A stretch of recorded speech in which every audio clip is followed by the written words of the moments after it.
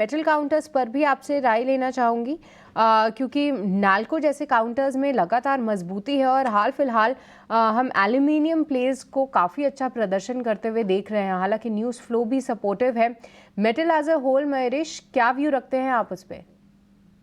So, Srishti, I think for a period of time, I think I have maintained my positive stance on aluminum stocks. जो China ने एक export tax पे एक news आई थी, इसके वजह से I think incremental positive aluminium stocks are reacting to that, but I think the China news is now adjusted in the price.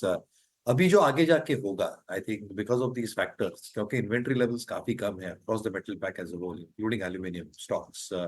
LEP prices में थोड़ा सुधार देखने मिलेगा if the Chinese supply probably comes lower into the markets.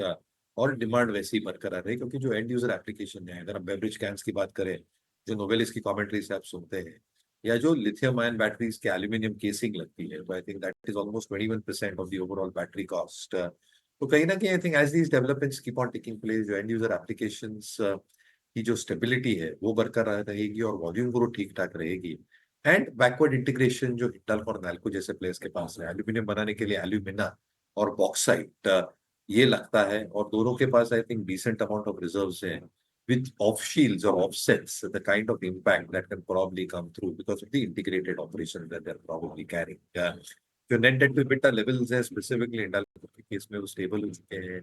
अगर ये positive aspects balance sheet पे play out होते रहे अगले कुछ तिमाहियों तक, मुझे लगता है कैश फ्लो इंप्रूवमेंट से net debt to equity, net debt to beta भी कम होते जाएगा.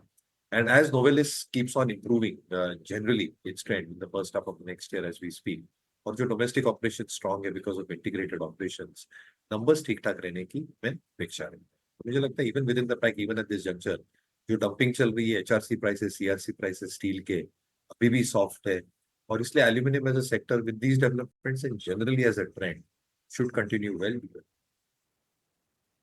ऑलराइट, तो एल्यूमिनियम काउंटर्स पर क्या कुछ फंडामेंटल ट्रिगर्स हो सकते हैं वो महेश ने हमें समझाया ज़रूर। और आज देखिए हिंडाल्को, नाल्को जैसे काउंटर्स फिर से चमकते हुए नज़र ज़रूर आए हैं। पर जिस तरीके से कुछ एक काउंटर्स मूव कर रहे हैं वहाँ पर भी ध्यान दीजिए, क्योंकि इंडेक्स तो अपने लेवल पे कमज़ोर है ही। पर कुछ एक काउंटर्स में से अंबर एंटरप्राइज, एक बार किरण जी आपसे इस पर राय लेना चाहेंगे, क्योंकि ये स्टॉक में ऑलरेडी आज 3% की तेज़ी है और काफ़ी दिनों के बाद इसने 6300 के लेवल्स को डिसाइसिवली पार किया है। पर किरण जी, क्या इसे रेजिस्टेंस समझे या फिर एक नई तेज़ी की शुरुआत के लिए तैयार है ये स्टॉक? नहीं, काफी अच्छा पीक है आपका। अगर अंबर एंटरप्राइज की हम बात करें तो जैसे आपने बताया कि पिछले 10 दिन से हम देख रहे थे कि 6300 का लेवल क्रॉस नहीं कर रहा है, और आज जिस तरह से मार्केट में इतनी खराब ब्रेथ होने के बावजूद भी ये स्टॉक 6300 के ऊपर सस्टेन है और वॉल्यूम भी काफी अच्छा हो चुका है अब तक। तो डेफिनेटली इसको फ्रेश ब्रेकआउट आप यहाँ से ले सकते हो करंट मार्केट प्राइस से। एक जो स्ट्रिक्ट स्टॉप लॉस हमें रखना है वो 6300 के नीचे का आप रखिए, और अगर ये आज का क्लोजिंग 6300 के नीचे देगा तो there are very good chances कि इसका जो एक स्विंग हाई है 7000, वहां तक जाने की गुंजाइश रख रहा है। तो काफी अच्छा एक सेटअप है, डेफिनेटली लॉन्ग करके जाना चाहिए।